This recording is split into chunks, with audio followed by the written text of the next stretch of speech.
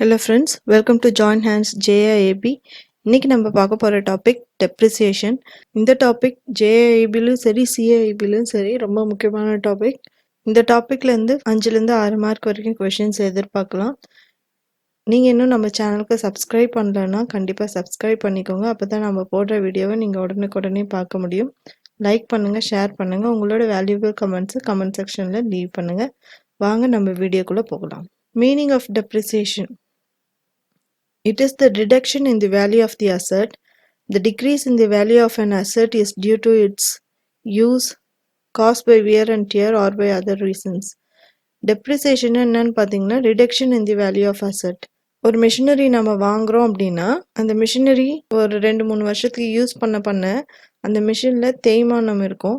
அந்த மிஷின் முதல்ல வேலை செஞ்ச அளவுக்கு நல்லா வேலை செய்யாது, இல்லை 2-3 வருஷம் யூஸ் பண்ணதுனால நிறைய ரிப்பேர்லாம் வரும் அதில். ஸோ இதெல்லாம் தான் பார்த்தீங்கன்னா டெப்ரிசியேஷன். இந்த டெப்ரிசியேஷனை பார்த்தீங்கன்னா the decrease in the value of an asset is gradual and continuous over a period. இந்த டெப்ரிசியேஷனுங்கிறது உடனே ஆல் ஆஃப் எ சடன் நடந்துடாது. ஒரு மிஷின் வாங்குறோன்னா அது ஒரு 4 இயர்ஸோ 5 இயர்ஸோ இல்லை 10 இயர்ஸோ நம்ம யூஸ் பண்ணுவோம். யூஸ் பண்ண அது தேய்மானம் ஜாஸ்தி இருக்கும், நிறைய ரிப்பேர் ஆகும். ஒரு சமயத்துக்கு அப்புறம் அந்த மிஷினை நம்ம யூஸ் பண்ண முடியாது, வேற ஒன்று ரீப்ளேஸ் பண்ணணும். இது ஓவர் எ பீரியட் மெதுவாக கிராஜுவலாக நடக்கும். இதுதான் டெப்ரிசியேஷன். அடுத்தது நம்ம டெப்ரிசியேஷனுக்கான காசஸ் என்னென்ன அப்படின்னு பார்க்கலாம். எதனால டெப்ரிசியேஷனுங்கிறது வருது. First one, afflux of time, fall in the value of an asset even if it is not used. நீங்கள் ஒரு மொபைல் ஃபோன் வாங்குறீங்க, காலையில் வாங்குறீங்க, ஆனால் சாயந்தரம் பார்த்தீங்கன்னா ஃப்ளிப்கார்ட்டில் அமேசானில் ஒரு அருமையான ஒரு ஆஃபர் இருக்குது. அதே மொபைல் ஃபோன் 50% டிஸ்கவுண்ட்டில் உங்களுக்கு கிடைக்குது. ஸோ நீங்கள் என்ன நினைக்கிறீங்க, சரி இன்னொரு மொபைல் நம்ம 50%க்கு வாங்கிட்டு நாளைக்கு இந்த மொபைலை விற்றுட்டோன்னா நம்மளுக்கு காசு கையில் வந்துடும். அப்போ நம்மளுக்கு 50%ல் இந்த மொபைல் வாங்கின மாதிரி ஆகிடும் அப்படின்னு யோசிக்கிறீங்க. ஸோ நெக்ஸ்ட் டே விற்கும்போது நீங்கள் ஒரு 10,000 அந்த மொபைல் வாங்குறீங்கன்னா அடுத்த நாள் விற்கிறதா இருந்தால் கூட ஒரு 500 கம்மி பண்ணி தான் விற்கணும். நீங்கள் அந்த மொபைலை யூஸே பண்ணலைன்னா கூட அதோட டெப்ரிசியேஷன் வேல்யூ பார்த்தீங்கன்னா வாங்கினதை விட நெக்ஸ்ட் டே கம்மியாக தான் இருக்கும். இது ஒரு ரீசன் டெப்ரிசியேஷன் நம்ம கால்குலேட் பண்ணுறதுக்கு. நெக்ஸ்ட் ரீசன் பார்த்தீங்கன்னா obsolescence. A new invention or a permanent change in demand may render an asset useless. Second cause பார்த்தீங்கன்னா இதுக்கு முன்னாடிலாம் கேமரான்னு ஒன்று இருந்தது. ஃபோட்டோ எடுக்கணுன்னா கேமரா கண்டிப்பாக வேணும், இல்லைன்னா ஒரு ஃபோட்டோ ஸ்டூடியோவுக்கு போகணும். ஆனால் இப்போது நம்ம கையிலேயே மொபைல் இருக்குது, உடனே நம்ம ஃபோட்டோ எடுத்துக்கிறோம், உடனே டிபியில் வச்சுக்கிறோம், எல்லாமே பண்ணுறோம். ஸோ ஒரு நியூ இன்வென்ஷன் மொபைலுங்கிற ஒரு இன்வென்ஷன் கேமரா அப்படிங்கிற அந்த ஒரு பழைய இன்வென்ஷனை யூஸ்லெஸ்ஸாக ஆயிடுச்சு. அந்த அசெட் பார்த்திங்கன்னா யூஸ்லெஸ்ஸான அசெட் ஆகிடுச்சு. ஏன்னா நம்மளுக்கு எல்லா விஷயமும் இதே மொபைல்லே கிடச்சிது. ஃபார் எக்ஸாம்பிள் டேப் ரெக்கார்டர் கூட நீங்கள் எடுத்துக்கலாம். அதுலேயும் இதுக்கு முன்னாடிலாம் ஏதாவது ரேடியோலாம் கேட்கணும் அப்படின்னா டேப் ரெக்கார்டர் வேணும், கேசட் போட்டு கேட்கணும்.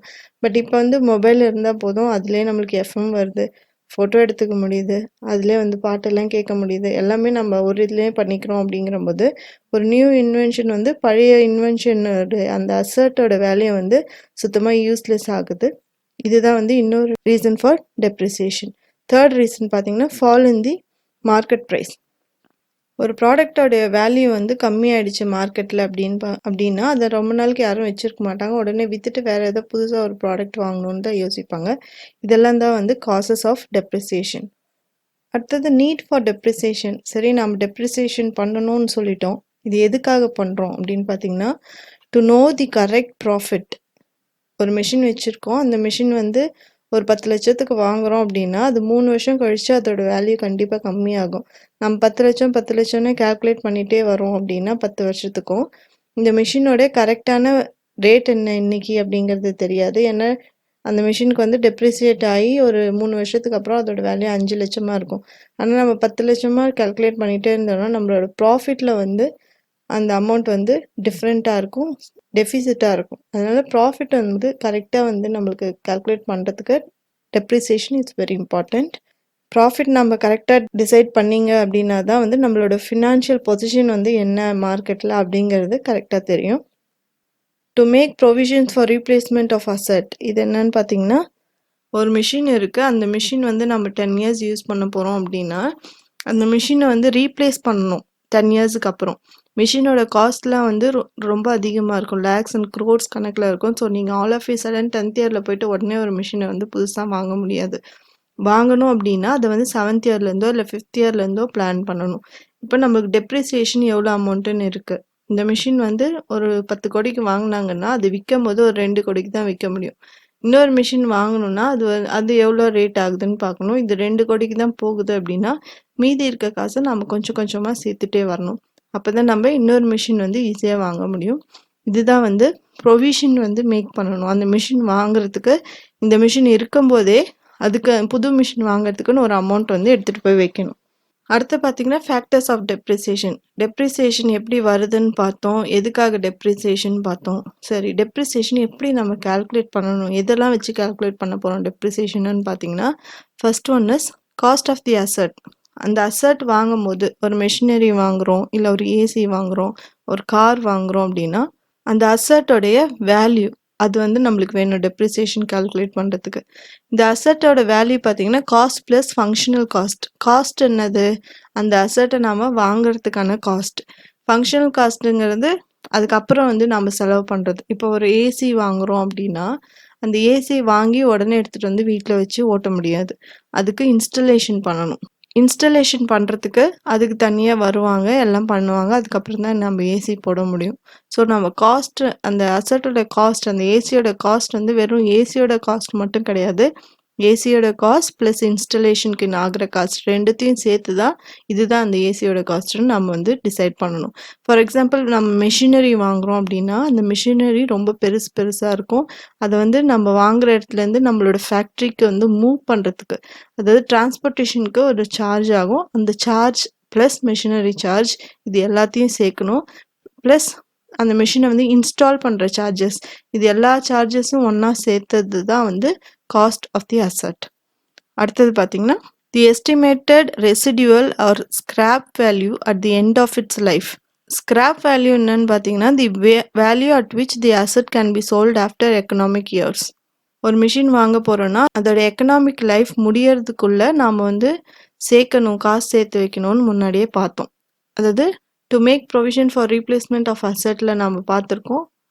அந்த மிஷினுக்கு வந்து முன்னாடியே வந்து நம்ம கொஞ்சம் கொஞ்சமாக காசு சேர்க்கணும் அப்படின்னு. அதுதான் வந்து இந்த ஸ்கிராப் வேல்யூனா என்னன்னு பார்த்தீங்கன்னா அந்த மிஷின் வந்து ஒரு 5 இயர்ஸ் நம்ம யூஸ் பண்ணிட்டோம்.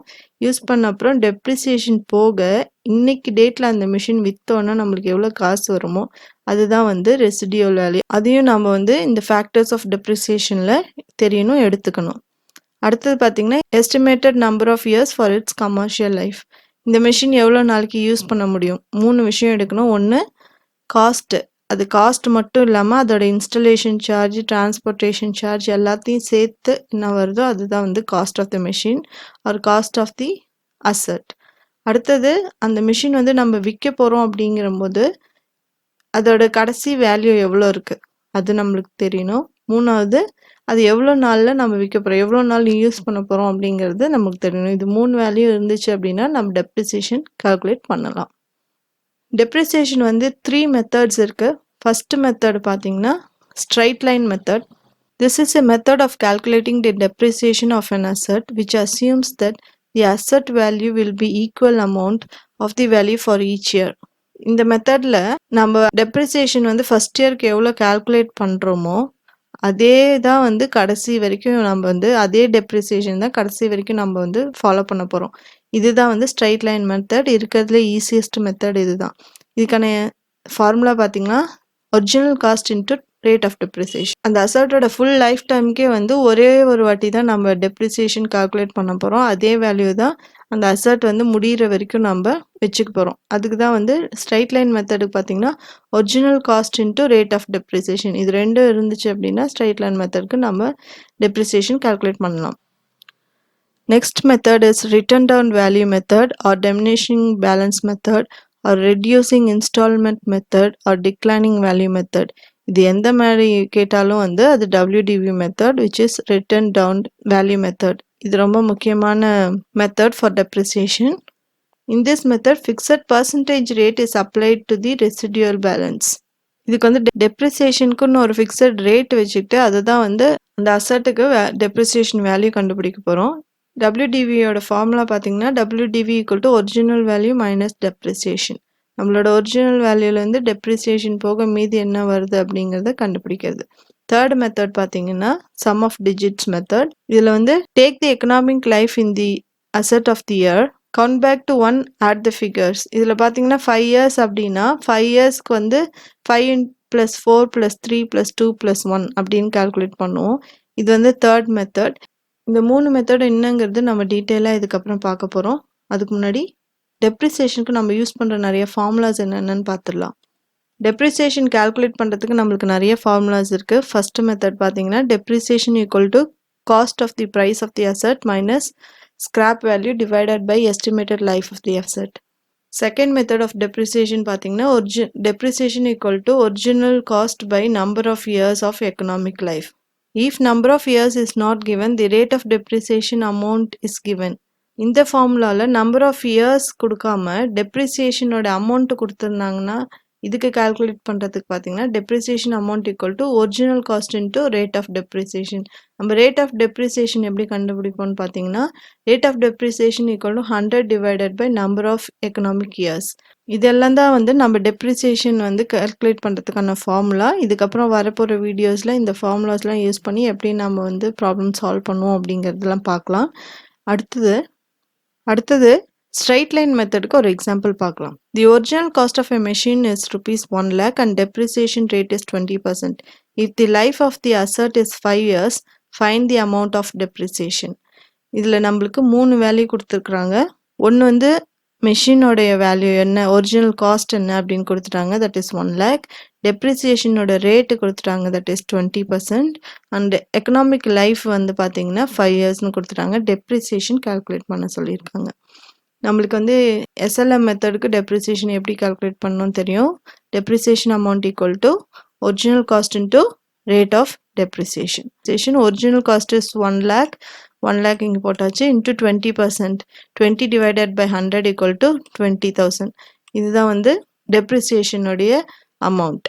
இப்போ இங்கே 5 yearsன்னு கொடுத்துருக்கிறதுனால நம்ம 5 yearsக்கு வந்து டெப்ரிசியேஷன் என்ன அப்படின்னு கால்குலேட் பண்ணலாம். ஃபர்ஸ்ட் இயருக்கு பாருங்கள். ஃபர்ஸ்ட் இயருக்கு வந்து ஒரிஜினல் காஸ்ட் பார்த்தீங்கன்னா 1 lakh.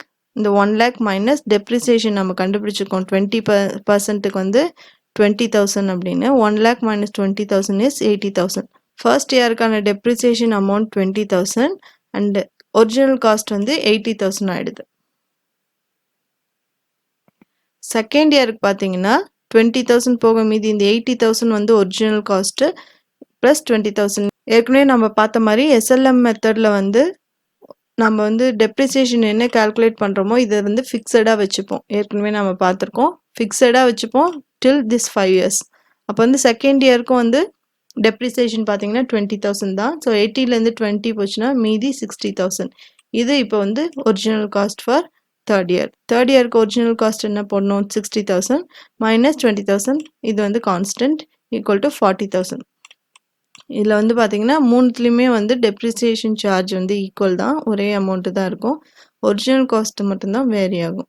ஃபோர்த் இயருக்கு 40,000 minus 20,000 equal to 20,000. And fifth இயருக்கு வந்து 20,000 மைனஸ் 20,000 ஈக்குவல் டு 0. இதில் வந்து 0 வேல்யூ வரைக்கும் வரும். இந்த மெத்தடில் calculation of depreciation is based on the original cost of the asset. First வந்து ஒரிஜினல் காஸ்ட் வந்து 1 lakh இருந்தது. மைனஸ் பண்ண அப்புறம் ஒரிஜினல் காஸ்ட் 80 ஆயிடுச்சு. அதுக்கப்புறம் மறுபடியும் டெப்ரிசியேஷன் மைனஸ் பண்ண அப்புறம் ஒரிஜினல் காஸ்ட் 60,000 ஆயிடுச்சு. அதுலேருந்து டெப்ரிசியேஷன் மைனஸ் பண்ண அப்புறம் 40, அப்புறம் 20, அப்புறம் 0. சரிங்களா? calculation of depreciation is based on the original cost of the asset. The amount of depreciation will remain the same as எல்லாமே வந்து 20,000. நம்ம ஃபர்ஸ்ட் வந்து கால்குலேட் பண்ண அதே அமௌண்ட்டு தான் வந்து டெப்ரிசியேஷனை எல்லா இயருக்கும் வச்சுருக்கோம். Book value will become 0 at the end of the economic life. Economic life வந்து 5 years. 5 yearsோட எண்டில் வந்து புக் வேல்யூ வந்து 0 ஆயிடுச்சு. இதுதான் வந்து எஸ்எல்எம் மெத்தடில் கால்குலேட் பண்ணுறது. செகண்ட் நம்பர் WDV மெத்தட் பார்க்கலாம். ரிட்டன் டவுன் வேல்யூக்கு வந்து ஒரு எக்ஸாம்பிள் பார்க்கலாம். If the cost of an asset is 20,000 and the rate of depreciation is 20%, find the total amount of depreciation if life of the asset is 5 years. WDVக்கு formula பார்த்தீங்கன்னா depreciation amount equal to rate of depreciation into balance at the beginning of the year. Balance at the beginning of the year பார்த்தீங்கன்னா 20,000. 20,000 இங்கே போட்டாச்சு. Depreciation rate is 20% into 20% equal to 4,000. 20 into 20 divided by 100 is 4,000. 4,000ங்கிறது நம்மளுக்கு depreciation amount. 20,000ங்கிறது balance at the beginning of the year. இப்போ 20,000லேருந்து 4,000 போயிடுச்சுன்னா மீதி வந்து 1,60,000. Second இயருக்கு இந்த அமௌண்ட்டு தான் வந்து balance at the beginning of the year. So 16,000க்கு வந்து 20% கால்குலேட் பண்ணோன்னா 16 into 20 divided by 100 is 3,200. 3,200 வந்து second இயருக்கான depreciation amount. 16,000 minus 3,200 is 12,800, which is the balance for the beginning of the next year. Third இயருக்கு பார்த்தீங்கன்னா இந்த 12,800 வந்து balance at the beginning of the year into 20% rate of interest equal to 2,560. 16,800 minus 2,560 is 10,240. First year ku வந்து depreciation 4,000, second year ku 3,200, third year 2,560. Balance of the அசட்டும் பார்த்தீங்கன்னா அதே மாதிரி கம்மியாயிட்டே இருக்கு. ஃபர்ஸ்ட் 20,000 இருந்தது, அப்புறம் 16 ஆயிடுத்து, அப்புறம் 12,800, அடுத்தது 10,240. ஃபோர்த் இயருக்கு பார்த்தீங்கன்னா 10,240 வந்து பிகினிங்கில் வச்சுட்டு இன்ட்டு 20% இஸ் 2,048. 10,240 minus 2,048 is 8,192. இது வந்து டெப்ரிசியேஷன் அமௌண்ட். இந்த அமௌண்ட் வந்து நெக்ஸ்ட் இயருக்கு வந்து பிகினிங் பேலன்ஸ். ஃபிஃப்த் இயருக்கு வந்து 8,192 into 20% equal to 1,638. இது வந்து டெப்ரிசியேஷன் அமௌண்ட். 8,192 minus 1,638 is 6,554. இது வந்து சப்போஸ் நம்ம 5 இயர்ஸுக்கு தான் கால்குலேட் பண்ணணும், அதனால இதோட நிறுத்தியாச்சு. இல்லைன்னா 6 இயர்ஸுக்கு கேட்டாங்கன்னா இது வந்து பிகினிங் ஆஃப் தி இயருக்கு வந்து பேலன்ஸ் அமௌண்ட்டாக இருக்கும். சரிங்களா? இதில் பார்த்தீங்கன்னா depreciation is higher in initial years and reduces in later years. ஆமாம், 4,000 அப்புறம் 3,200 அப்புறம் 2,000 அப்புறம் வந்து 1,000. ஸோ வந்து டிக்ரீசிங்கில் தான் வந்து டெப்ரிசியேஷன் நம்மளுக்கு இருக்குது. The amount of depreciation reduces each year. ஒரு வருஷமும் வந்து நம்மளுக்கு டெப்ரிசியேஷன் அமௌண்ட் பார்த்தீங்கன்னா கொஞ்சம் கொஞ்சமாக கம்மியாகிட்டே தான் வந்துட்டுருக்கு. தி asset can never be reduce to zero. இது வந்து எப்பவுமே ஜீரோவே வராது. இதில் வந்து எய்தர் ப்ரைஸே வரலாம், இல்லைன்னா 1 ரூபி வரலாம், அப்படி இல்லைன்னா ஃப்ராக்ஷன் வரலாம்.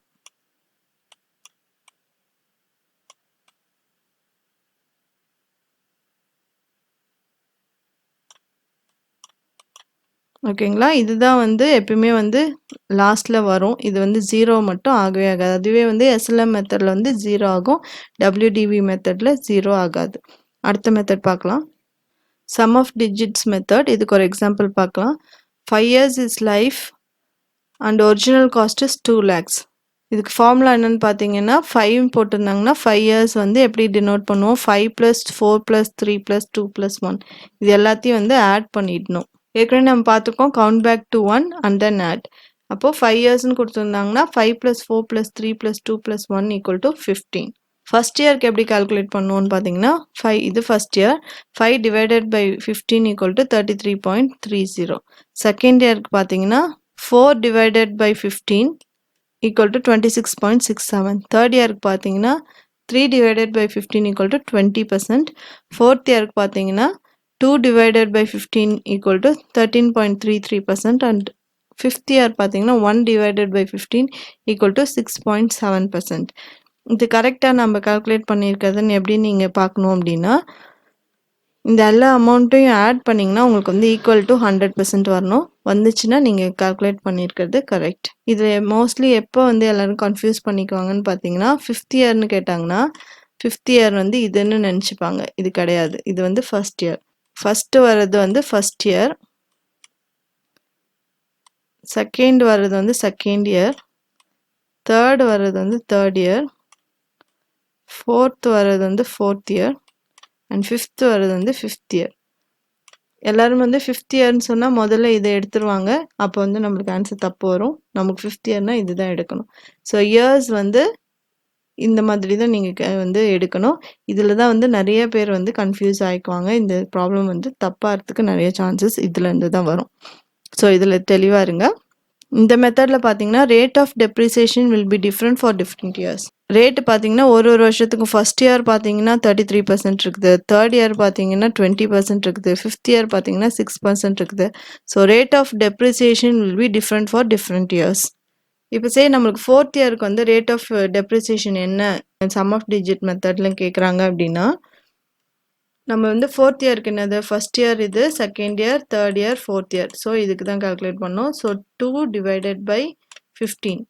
இதுக்கு என்ன ஆன்சர் வந்திருக்கு நம்மளுக்கு ஈக்குவல் டு 13.33%. இந்த 13.33 இன்ட்டு this 2 lakhs, அதுதான் வந்து உங்களுக்கு ஃபோர்த் இயரோட டெப்ரிசியேஷன் வேல்யூ கொடுக்கும். சரிங்களா? அடுத்தது இந்த டெப்ரிசியேஷன் மெத்தட்ஸில் வந்து மெரிட்ஸ் அண்ட் டிமெரிட்ஸ்லாம் பார்க்கலாம். ஸ்ட்ரைட் லைன் மெத்தடோட மெரிட்ஸ் பார்த்தீங்கன்னா it is very simple to calculate. ஆமாம், ஏன்னா எல்லா வருஷத்துக்கும் வந்து ஒரு வாட்டி நம்ம டெப்ரிசியேஷன் கால்குலேட் பண்ணால் போதும். அதுவே வந்து எல்லா விஷயத்துக்கும் யூஸ் பண்ணிக்கலாம். ரொம்ப சிம்பிளாக இருக்கும் கால்குலேஷன், ஈஸி தான் இது. செகண்ட் ஒன் பார்த்தீங்கன்னா டெப்ரிசியேஷன் அமௌண்ட்டில் வேரியேஷனே இருக்காது, ஒரே அமௌண்ட்டு தான் வந்து எல்லா இயருக்கும் நம்ம போடுவோம். So it is very easy to understand. இதில் இருக்க டிமெரிட்ஸ் என்னன்னு பார்க்கலாம். Overall expenses increases but depreciation remains the same and expenditure on repairs increases. இதில் பார்த்தீங்கன்னா டெப்ரிசியேஷன் வந்து ஒரே அமௌண்ட்டு தான் இருக்கும், ஆனால் எக்ஸ்பென்ஸ் வந்து ஒரு ரிப்பேர் ஆகுது இல்லைன்னா வேறு ஏதோ ஒரு ரீசன்னால அந்த மிஷின் வந்து ஒர்க் ஆகலை அப்படின்னா அதோட எக்ஸ்பென்ஸ்லாம் பார்த்தீங்கன்னா நம்மளுக்கு வந்து டெப்ரிசியேஷன் அமௌண்ட்டை விட கூட ஜாஸ்தியாக இருக்கும். ஆனால் டெப்ரிசியேஷன் பார்த்தீங்கன்னா எப்பயுமே ஒரே மாதிரி தான் இருக்கும். நம்ம எதுக்கு டெப்ரிசியேஷன் கால்குலேட் பண்ணுறோன்னா நம்மளுக்கு கரெக்டான ப்ராஃபிட் வருதா, கரெக்டாக வந்து நம்மளுடைய ஃபினான்ஷியல் பொசிஷன் இருக்கா அப்படின்னு கால்குலேட் பண்ணுறதுக்கு தான் இது பார்க்குறோம். பட் இதில் வந்து பார்த்தீங்கன்னா டெப்ரிசியேஷன் ஒரு அமௌண்ட் நம்ம கால்குலேட் பண்ணுவோம், பட் ஒரு வருஷமும் அதை விட அதிகமாக காஸ்ட் ஆகுதுங்கிற போது அது வந்து நம்மளுக்கு வந்து கரெக்டான அமௌண்ட் வந்து நம்மளுக்கு காமிக்காது. அது ஒரு டிமெரிட் இந்த ஸ்ட்ரைட் லைன் மெத்தடில். செகண்ட் பார்த்தீங்கன்னா WDV மெத்தடில் என்ன மெரிட்ஸ் இருக்குது அப்படின்னு பார்க்கலாம். இந்த மெத்தடில் நம்ம கால்குலேட் பண்ணும்போது இதை வந்து இன்கம் டேக்ஸில் வந்து ரெக்கக்னைஸ் பண்ணுறாங்க. இந்த WDV மெத்தடில் கால்குலேட் பண்ணுற டெப்ரிசியேஷன் அமௌண்ட்டை வந்து நம்ம இன்கம் டேக்ஸ்க்கு வந்து காமிக்க முடியும். அடுத்தது depreciation declines and overall expenses increases, hence overall expenses R equal. இப்போ வந்து நம்மளுக்கு ஒரு வருஷமும் டெப்ரிசியேஷன் கம்மியாயிட்டே போகும், பட் வேறு ஏதாவது ஒரு எக்ஸ்பென்ஸ், அந்த மிஷின் ஏதோ ரிப்பேர் பண்ணுறதுக்கு ஒரு எக்ஸ்பென்ஸ் வரும், இல்லை ஏதாவது ஒரு இடத்துல வந்து ஒரு part of the machine work ஆகாது, அதுக்கான எக்ஸ்பென்ஸ் வரும். ஸோ இந்த எக்ஸ்பென்ஸ் எல்லாம் சேர்க்கும் போது நமக்கு டெப்ரிசியேஷன் வந்து கம்மியாயிட்டே இருக்குது, இந்த எக்ஸ்பென்ஸ் அதிகமாகிட்டே இருக்குது. ஸோ ஒன்று கம்மியாகுது ஒன்று அதிகமாகுது அப்படிங்கிற போது நம்மளுக்கு வந்து ஈக்குவலாக வந்துடும். பட் ஸ்ட்ரைட் லைன் மெத்தடில் வந்து டெப்ரிசியேஷன் ஒரே அமௌண்ட் தான் கடைசி வருஷம் வரைக்கும் வச்சுருப்போம். ஃபஸ்ட்டு வருஷம் அந்த மிஷின் நல்லா வேலை செய்யும், ஒரு ரிப்பேரும் வராது. ஆனால் கடைசி வருஷம் எக்கச்சக்கமான ரிப்பேர்ஸ் வரும், அந்த மிஷின் ஒழுங்காகவே ஒர்க் ஆகாது. ஆனால் நாம் வந்து டெப்ரிசியேஷன் ஒரு அமௌண்ட் கால்குலேட் பண்ணுறது வந்து ரொம்ப மியர் அமௌண்ட்டாக இருக்கும். அதுதான் வந்து ஸ்ட்ரைட் லைன் மெத்தடில் இருக்கிற டிமெரிட், அண்ட் அதே தான் வந்து WDV மெத்தடில் இருக்க மெரிட். டிமெரிட்ஸ் ஆஃப் WDV மெத்தடில் பார்த்தீங்கன்னா புக் வேல்யூ வந்து எப்பயுமே ஜீரோவே ஆகாது. Difficult to understand depreciation value changes. இதில் வந்து டெப்ரிசியேஷன் வேல்யூ ஒரு வருஷத்துக்கும் மாறிட்டே இருக்கும். ஒரு வருஷத்துக்கும் வந்து அதோட பிகினிங் இயரில் என்ன இருக்கோ அதுக்கான டெப்ரிசியேஷன் தான் கால்குலேட் பண்ணுவோம். ஸோ கொஞ்சம் கன்ஃபியூசிங்கான ஒரு மெத்தட், ரொம்ப ஈஸியாக இது வந்து அண்டர்ஸ்டாண்ட் பண்ணிக்க முடியாது. ஸோ அது ஒரு டிமெரிட் ஆஃப் WDV மெத்தட். அடுத்தது வந்து நம்ம ப்ராஃபிட் அண்ட் லாஸ் எப்படி கால்குலேட் பண்ணுவோம் அப்படிங்கிறத பார்க்கலாம். ப்ராஃபிட் அப்படின்னு சொல்கிறோம் அப்படின்னா அதுக்கு வந்து சேல் ப்ரைஸ் வந்து கிரேட்டர் தென் டெப்ரிசியேட்டட் வேல்யூவாக இருக்கணும். ஃபார் எக்ஸாம்பிள் நம்மளுக்கு வந்து இப்போ ஒரு மிஷின் வந்து நம்ம 10 lakhsக்கு வாங்கினோம், அது வந்து டெப்ரிசியேட் ஆகி அதை வந்து 5 yearsக்கு அப்புறம் விற்கும் போது அதோட வேல்யூ வந்து 3 lakhs இருக்குது அப்படின்னா நம்ம வந்து சேல் பண்ணுற ப்ரைஸ் பார்த்தீங்கன்னா 3 lakh விட அதிகமாக இருந்துச்சுன்னா நம்மளுக்கு ப்ராஃபிட், 3 lakh விட கம்மியாக இருந்துச்சுன்னா நம்மளுக்கு லாஸ். இதுதான் வந்து ப்ராஃபிட் அண்ட் லாஸ் மெத்தட். இதில் வந்து சேல் ப்ரைஸ் வந்து டெப்ரிசியேஷன் வேல்யூவை விட கம்மியாக இருக்குது. தட் இஸ் இப்போ நான் சொன்னேன் இல்லையா, 5 lakhsக்கு ஒரு மிஷின் வந்து வாங்குகிறோம், அது வந்து டெப்ரிசியேட் பண்ண அப்புறம்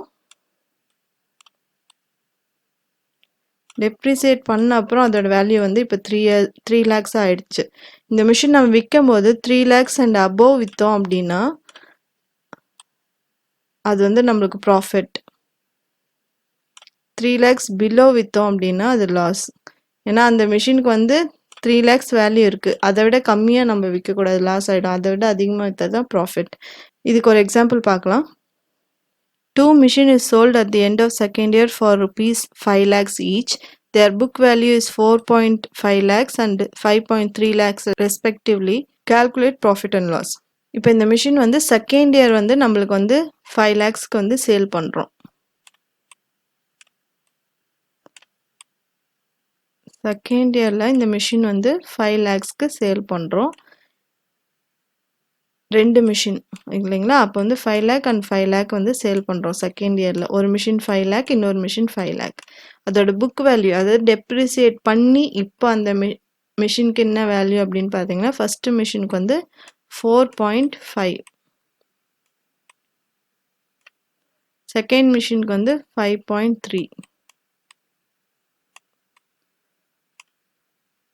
calculate profit and loss. Okay, இப்போது 5 lakhன்னு பார்த்தீங்கன்னா இந்த மிஷின் வந்து ஆக்சுவல் வேல்யூ வந்து 4.5 லட்சம் தான். ஆனால் நம்ம 5 லட்சத்துக்கு அந்த மிஷினை வந்து விற்றுட்டாங்க தானே, சோல்ட் தான் பண்ணியிருக்காங்க.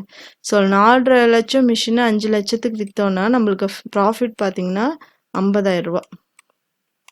இந்த மிஷினோட ஆக்சுவல் வேல்யூ 5,30,000 ரூபா. ஆனால் நம்ம அதை 5 லட்சத்துக்கு தான் விற்றுருக்கோம் அப்படின்னா இந்த மிஷின் நம்ம விற்கிறதுல வந்து நம்மளுக்கு லாஸ் பார்த்தீங்கன்னா 30K.